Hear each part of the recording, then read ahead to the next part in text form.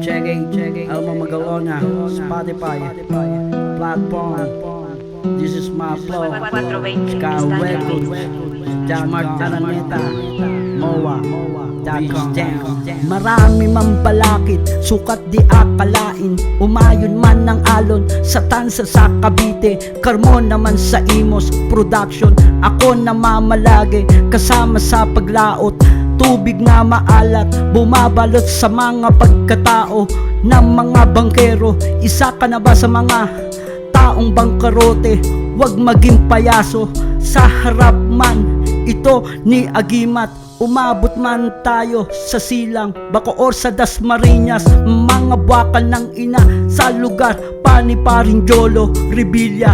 Lahi ka man ni Nardong Putik, di mamamalagi, kasamaan mo sa lalawigan. Sa Cavite, ako ang bata-bata na pinangingilagan ng mga mapagbalag kayo. Sa El Presidente man ako nakasuga, tumatarima at nang pasukin ko mga kuta. Nagtakbuhan ng mga tuta, katas na mga nakalipas na ang nagsasabi, bakit mo lilimutin pinagmulan ng iyong agimat? At bago pa ipasa sa bagong legasiya mo, anak ka ng diablong buwang.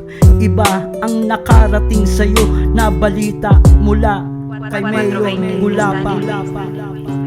Sa paglipas ng panahon, bakit di mo maalala, babala ng diwata, kundi naging matigas ang ulo ni Tonyo.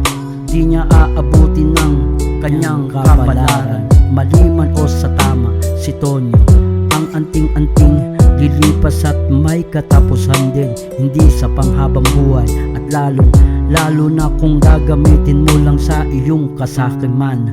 Kasamaan, di ba mas maganda kung tayong lahat sama-sama, mula sa sakripisyo hanggang sa ngayon. Marami nagbabayad na may mga walang kahit na kasalanan.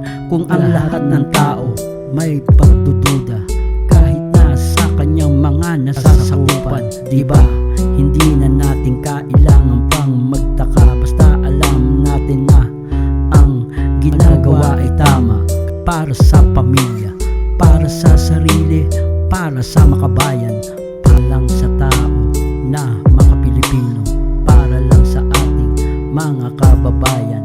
Kung ako ang tatanungin at hindi na lang ako sasagot, kung hindi ko naman alam ang sagot, kung ako ang magtatanong, siguradong sasagot kayo. Kasi alam nyo ang tanong, kaya mahirap talaga. Kaya kapag ang pera ang umikot at nagpagalaw sa mundo natin ginagalawan, ano man ang mga meron sa iba, ano man ang meron tayo, dapat at pasalamatan natin mga biyaya na sa ating pinagkakaloob. At huwag nating abusuhin ng ating kapangyarihan at agimat.